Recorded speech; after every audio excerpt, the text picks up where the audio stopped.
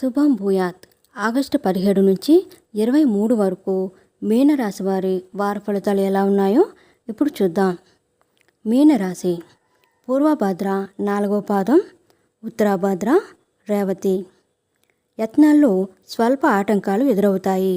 ఆశావాద దృక్పథంతో ముందుకు సాగండి. పరిస్థితులు నిదానంగా చక్కబడతాయి. ఖర్చులు అదుపులో ఉండవు. ఆర్భాటాలకు విపరీతంగా ఖర్చు చేస్తారు. కావలసిన వస్తువులు సమయానికి కనిపించవు. చిన్న విషయానికే చికాకు పడతారు.